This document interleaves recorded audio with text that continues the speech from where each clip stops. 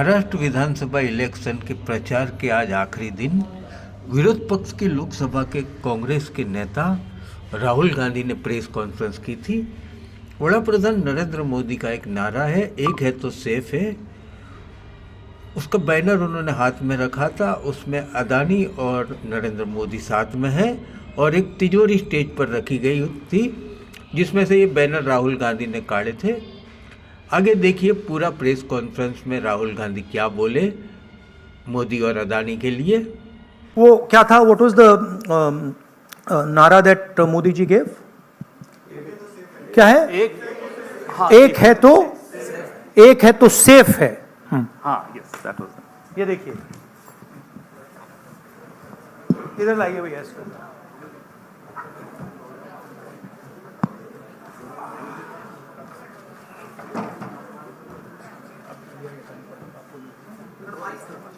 ये है नरेंद्र मोदी जी का एक है तो सेफ है। ये देखिए, एक है तो सेफ है।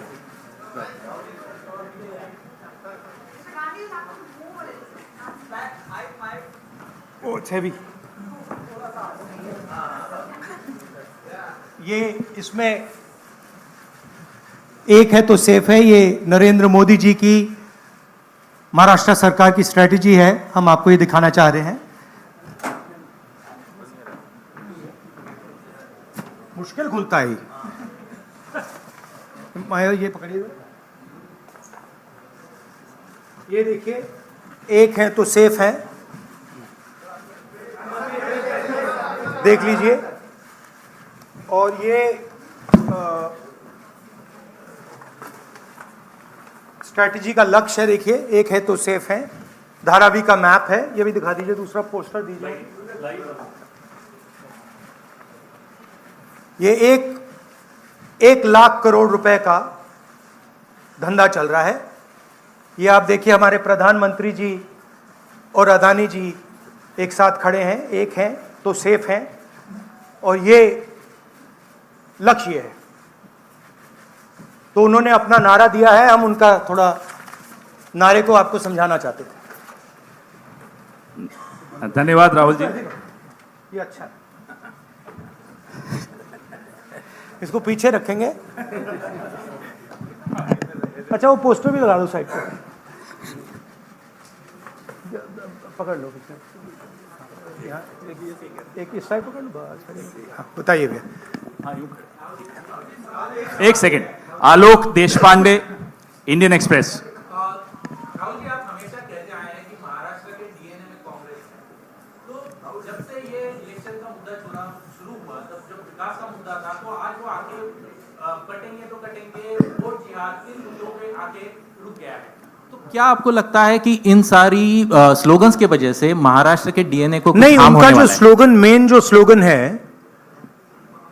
एक है तो सेफ है, वो मैंने इतनी अच्छी तरह आपको दिखाया है, उसको समझाया है कि एक है तो सेफ है। एक कौन है? एक नरेंद्र मोदी जी हैं, अदानी जी हैं, अमित शाह जी हैं। सेफ है तो कौन सेफ है? अदानी जी सेफ हैं। कष्ट किसको होगा? धारावी की जनता को होगा। नुकसान किसका होगा? धारावी की जनता को होगा। जो हिंदुस्तान की स्मॉल और मीडियम इंडस्ट्रीज हैं, जिसका एक चिन्ह धारावी है, उसको एक व्यक्ति के लिए खत्म किया जा रहा है। तो लड़ाई यही है। नारा उन्होंने दिया, हमने आपको समझा दिया।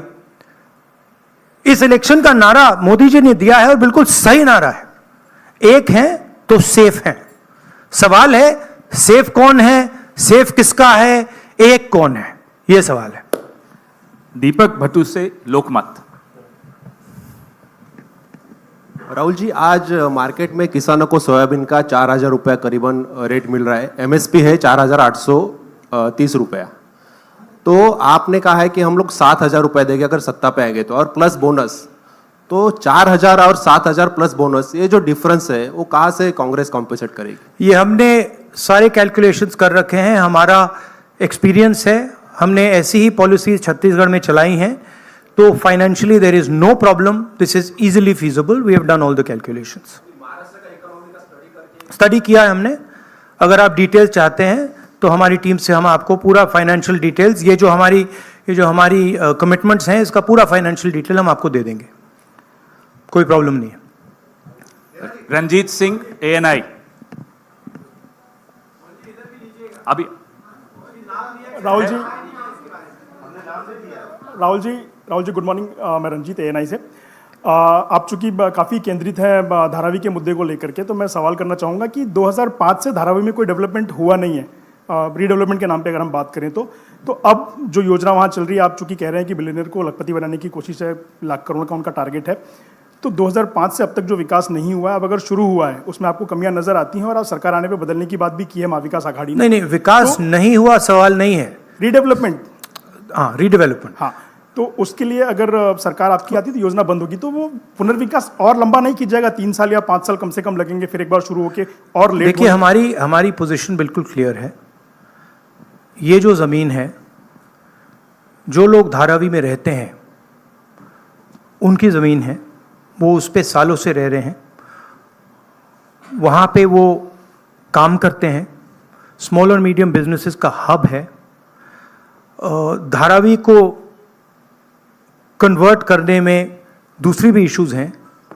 मैंग्रोव्स की जो ज़मीन है वो छीनी जा रही है, यहाँ पे बाढ़ आती है, ज़्यादा आएगी, लोगों को नुकसान होगा, और पूरा का पूरा काम एक व्यक्ति की मदद करने के लिए है। That is our objection. Our objection is that it is unfair. It is being done. The entire political machinery is being twisted to help one person. We are not convinced about how the tendering process was worked out, and we are absolutely convinced that this is theft of Dharavi land, and it is being handed over to one person. इसी व्यक्ति को देश के airports दिए जा रहे हैं, इसी व्यक्ति को डिफेंस की पूरी मैन्युफैक्चरिंग की इंडस्ट्री दी जा रही है, इसी व्यक्ति को पोर्ट्स दिए जा रहे हैं, इसी व्यक्ति को धारावी दिया जा रहा है, इसी को मुंबई का एयरपोर्ट दिया जा रहा है। और मैंने यहां पे आपको क्लियरली दिखाया है कि पुराना रिश्ता है प्रधानमंत्री का, तो ये अदानी जी अपने आप नहीं कर सकते हैं। Without clear support of the prime minister of India, Dharavi cannot be taken away from the people of India. तो ये हो रहा है यहां पे, और ये चुनाव का मुद्दा है, बैकग्राउंड में है, फोरग्राउंड में है। यही मुद्दा है कि महाराष्ट्र का जो धन है वो महाराष्ट्र की जनता को मिलेगा, महाराष्ट्र के लोगों को मिलेगा, या फिर एक व्यक्ति को मिलेगा। और मैंने यहां प्रोजेक्ट्स के बारे में बोला है, मेरे पास लिस्ट है जो प्रोजेक्ट्स महाराष्ट्र के थे, जो आपसे छीनकर, महाराष्ट्र के युवाओं से छीनकर दूसरे स्टेटों में गए हैं।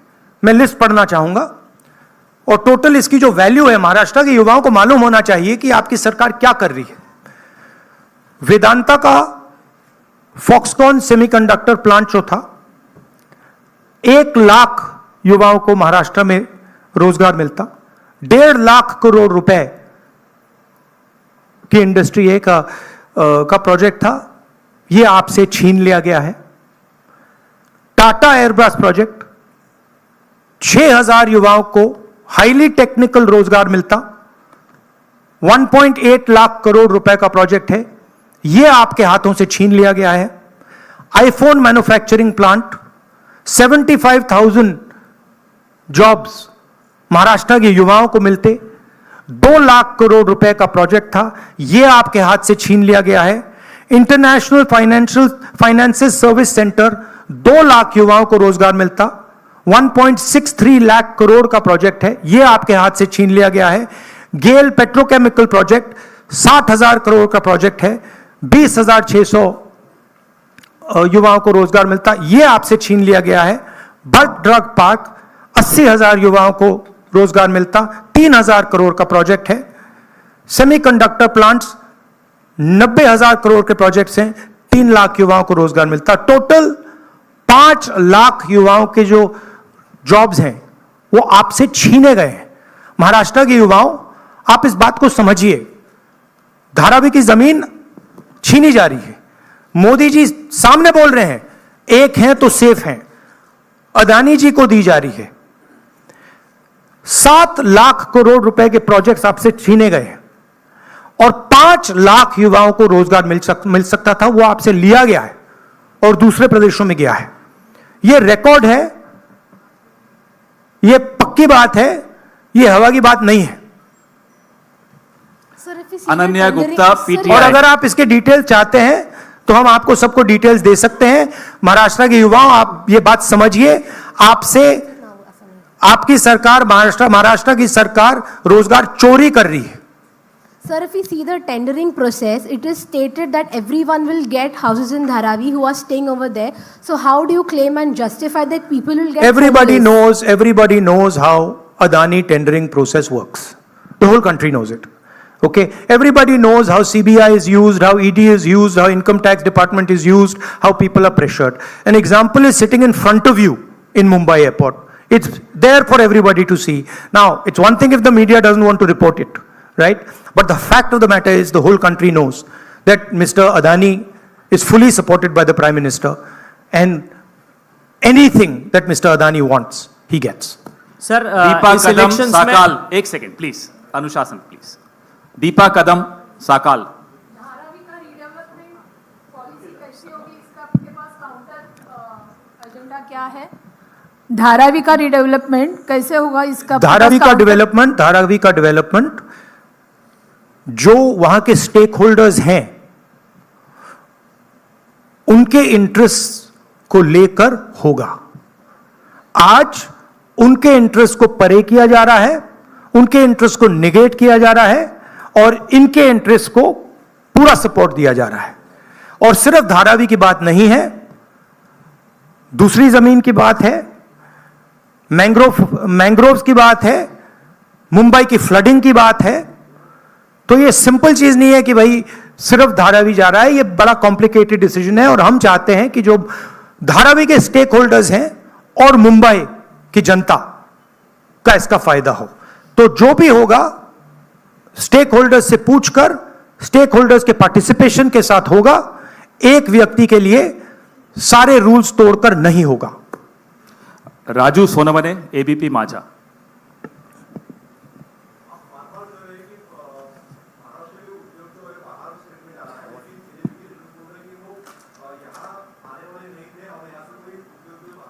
नहीं, मैंने आपको लिस्ट पढ़ के दी है।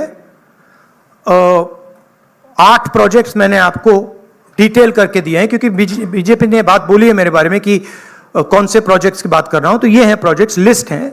इन प्रोजेक्ट्स को आप देख लीजिए, आप स्टडी कर लीजिए। ये सारे के सारे महाराष्ट्र में आने थे, ये सारे के सारे गुजरात गए हैं। ये फैक्ट है। लास्ट और ये हर महाराष्ट्र के युवा को मालूम होना चाहिए कि आपकी जमीन अदानी जी को दी जा रही है, आपका फ्यूचर अदानी जी को दिया जा रहा है। और यहां पे जो 8 प्रोजेक्ट्स हैं, जो पूरे महाराष्ट्र के युवाओं के फ्यूचर के प्रोजेक्ट्स थे, वो सब छीन कर आपसे दूसरे स्टेट में चले गए। राहुल जी, अक्षय, एक सेकेंड, राहुल जी, ऐसे नहीं भैया एक एक करके एक प्लीज। एक करके, अभी वो कहीं नहीं जा Thank रहे you. तब तक आप। अक्षय मानकणी, नहीं, TV9 मराठी। राज्य में विधानसभा इलेक्शन चालू है, बट देवेंद्र फडणवीस बोल रहे हैं कि ये धर्मयुद्ध अभी खेलना पड़ेगा, क्योंकि सज्जाद तोमानी जो मुस्लिम पर्सनल लॉ बोर्ड के प्रवक्ता है, उनकी एक ऑडियो देखिए बीजेपी को डिस्ट्रैक्ट करने की आदत है। मैंने आपसे कहा कि मेन मुद्दा रोजगार का है, उसके बाद मैंने आपको ये 8 प्रोजेक्ट्स की लिस्ट दी, राइट, जो डिटेल कर रहे हैं कि 7 लाख करोड़ के प्रोजेक्ट्स यहां से गए और 5 लाख युवाओं को जो रोजगार मिलना था वो महाराष्ट्र की सरकार ने यहां से भेज दिए। धारावी की जमीन की बात की, 1 लाख करोड़ रुपए की वैल्यू है, महाराष्ट्र की है, मुंबई की है, मुंबई के लोगों की है, वो आपके सामने छीनी जा रही है। जो स्टेक होल्डर्स हैं उनको परे किया जा रहा है, ठीक है। किसानों को सही दाम नहीं मिलता है, बेरोजगारी बढ़ती जा रही है, महंगाई है। अब बीजेपी इन सवालों के जवाब कैसे दे? वो दे ही नहीं सकती है, तो डिस्ट्रैक्ट तो करना ही पड़ेगा, कुछ ना कुछ तो करना पड़ेगा, मगर डिस्ट्रैक्शन होगा नहीं। लास्ट क्वेश्चन साहिल जोशी। राहुल जी यहाँ पर है। राहुल जी यहाँ पर है। भैया last question please. Rahul ji यहाँ पर है। किसको दे रहे हैं? साहिल यहाँ पर। सर यहाँ पर सर, कल जो महाविकास आघाड़ी की रैली हुई थी वहां पर उद्धव ठाकरे ने कहा कि अगर उनकी सरकार आएगी तो सबसे पहला काम वो ये करेंगे कि अडानी का टेंडर रद्द करेंगे। क्या आपको लगता है कि आप और शिवसेना यूबीटी इस बात पर ज्यादा पॉलिटिकली अलाइंड है, आइडियोलॉजिकली आप ज्यादा अलाइंड है? कल आपके ट्वीट का भी उन्होंने जिक्र किया था जो आपने बाला साहब ठाकरे के इस पर किया था, तो आपको लगता है कि आप दोनों ज्यादा अलाइंड है इस चीज नहीं, पर? देखिए सिंपल सी बात है, हमारी जो सरकार आएगी वो महाराष्ट्र के लोगों की इंटरेस्ट को प्रोटेक्ट करेगी। जो धारावी में हो रहा है वो महाराष्ट्र की जनता के इंटरेस्ट के खिलाफ है, वो धारावी के जो रेजिडेंट्स हैं उनके इंटरेस्ट के खिलाफ है, वो मुंबई के जो रेजिडेंट्स हैं उनके इंटरेस्ट के खिलाफ है। हम महाराष्ट्र के, मुंबई के और धारावी के जो रेजिडेंट्स हैं उनके इंटरेस्ट को प्रोटेक्ट करेंगे, इसीलिए हम एक साथ खड़े हैं। और जो उद्धव जी ने कहा है वो सही है और उसका मैं सपोर्ट करता हूं। धन्यवाद राहुल जी, आप सबको बहुत बहुत धन्यवाद। सर, फिर आएंगे, बहुत जल्दी आएंगे। सर 23 तारीख के बाद फिर आएंगे। धन्यवाद। Thank you. सुनिए भैया एक सेकंड मुझे बोलने दीजिए, मुझे बोलने दीजिए प्लीज। एक सेकंड, मुझे बोलने दीजिए। एक सेकंड। सो थैंक यू, आप सबका बहुत बहुत धन्यवाद। आगे भी जाना है, देखिए लास्ट है क्या? मुझे झारखंड जाना है। भैया आप प्लीज बैठ जाइए, मैं बात कर रहा हूं, आप बैठ जाइए 2 मिनट, डिस्टर्ब मत कीजिए। हाँ, तो आप सबका मैं धन्यवाद करता हूं। मुझे झारखंड में भी ऐसा ही प्रेस कॉन्फ्रेंस करना है और टाइमिंग की थोड़ी इशू है, तो मैं आप सबका धन्यवाद करता हूं। और इन चीजों के बारे में आपके और सवाल हों तो हमारी टीम यहां है, जो भी आपके सवाल होंगे वो डिटेल आपको दे देंगे। थैंक यू वेरी मच, नमस्कार।